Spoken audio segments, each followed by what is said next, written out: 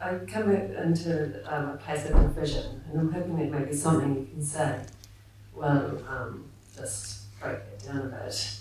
On one side, I've got it out and the messages that come through you. I've read The Power of Now and the New Earth countless times. That's a big part of my journey. And at the same time, I've met a lot of people who have helped and propelled me as well. But on the other side, I've met somebody in particular in my community who's awakened. I've met a lot of healers and people who hold meditation groups, and there's things that come up like guardian angels and having your guides, highly evolved beings on other planets that are helping your planet, ghosts, spirits that are stuck that are detrimental to our situation on Earth, past life regressions, regression into life between lives. And I feel like I can't join the two. And it's from my mental thinking, obviously. And yeah, I wonder if you've got something to say that might help it. Right, thanks. Yeah.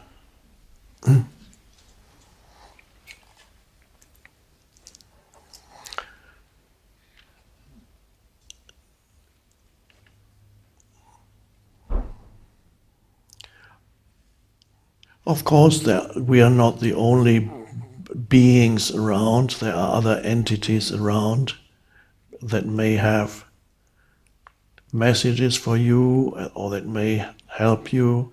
But where do they get their wisdom from?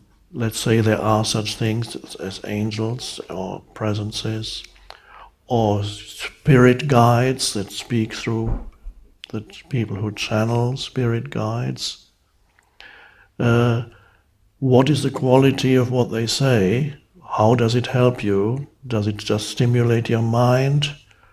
Or does it put you in touch with the deeper level of your being? So you need to judge these by the quality of what comes through them. That, for example, applies to channeling. Probably what you say includes that kind of thing. Channeling is an interesting phenomenon. Some people ask me, when you give talks, do you actually channel? Well, channeling means that you feel that there is actually a definite an entity that uses your mind and speaks through you, so you get out of the way. I don't perceive it like that at all. However, when I speak, the deeper I, as I call it, the consciousness, the unconditioned consciousness, speaks through me. It's not an entity, but the unconditioned consciousness. Now, whether or not spirit guide exists, I think they probably do, but not in every case. When somebody channels is necessarily a spirit guide. They might believe that, but it's not always, but sometimes it is. What really matters is what is the quality of what is being transmitted to you, and how does it affect? Does it make a difference to your life? Does it only stimulate thought by bringing up very interesting things about the universe that you couldn't ever possibly verify at all? You might as well be reading a science fiction book, but it can be really fascinating. They come up with, and then on this planet, there's that kind of civilization, and there are these entities on that planet. Wow, isn't that fascinating? Well, if you read a science fiction book, it's very similar. It does not change anything in you, but it stimulates the mind. So that can also be misleading, because that kind of mental stimulus doesn't really help you to know that there is Ashtar, commander of the galactic fleet, watching over us or observing us. This is interesting. Maybe Ashtar is out there somewhere or speaking through you, but what is his message? That's the important thing. What is the quality of what he says? Is he just talking about the places that he visits, or making some very general statements about humanity that anybody could say doesn't really change you? But then there are some spirit guides that actually have a substantial and powerful message. That's a small proportion of channeled material that has that quality, that power to it, that can actually bring about a transformation in you. And a lot of other channeled material is of the kind I just described.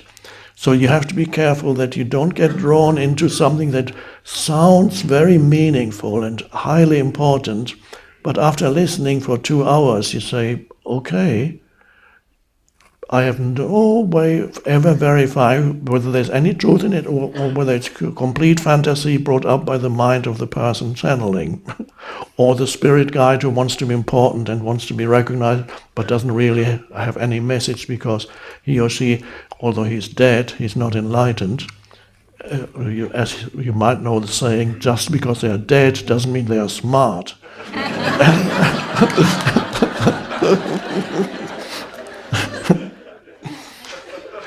So channeled material that is good, of course, an example of that is the Course in Miracles, which was channeled.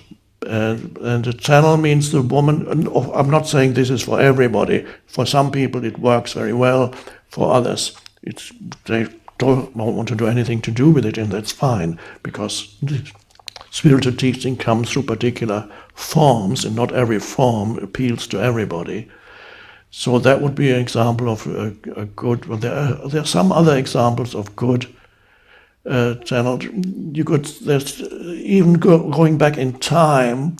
The foundational book for Christian Science is Mary Baker Eddy. The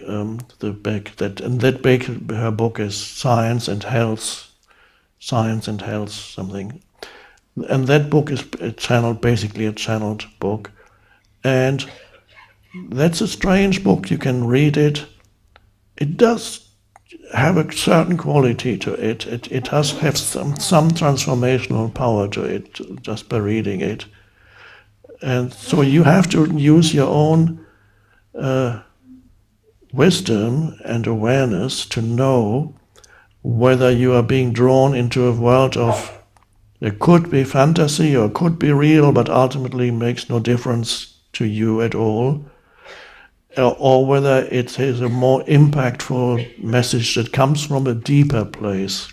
Ultimately, whoever it is, there's only one consciousness that speaks through different channels. Everybody is a channel for the one consciousness.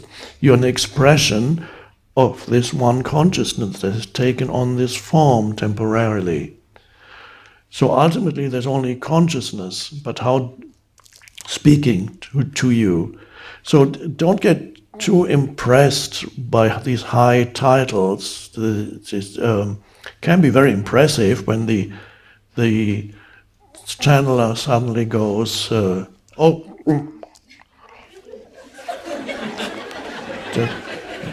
this is Archangel Gabriel talking to you. Maybe it is, I don't know, but then you have to see what he has to say. Hello, entities.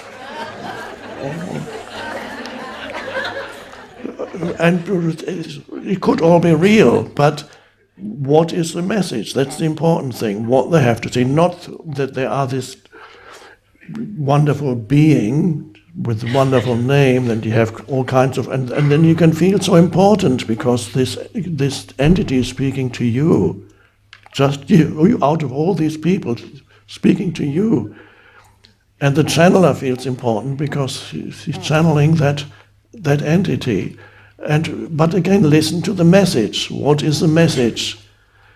What is the power and quality behind what they say? Does it just stimulate the mind? Or is there something deeper? Anything that is true spiritual teaching is not something that you need to believe in. It's something that you need to be able to verify in your own life, so that it transforms your life here and now. It transforms your consciousness here and now. So long stories about life on other planets does not transform your consciousness here and now. And there are probably science fiction books that are even more interesting.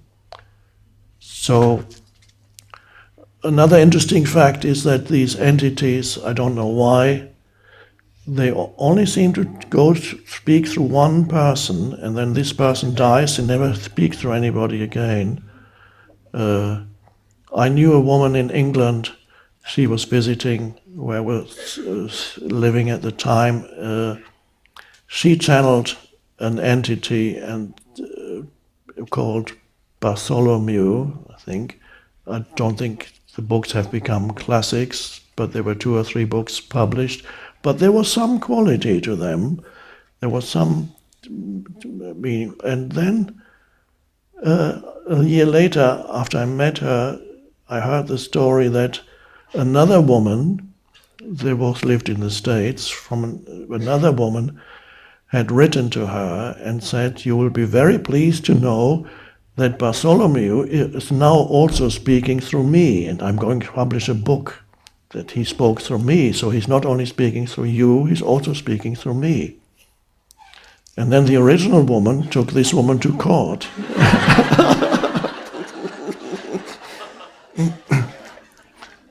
Because she seemed to have said she had a copyright on Bartholomew.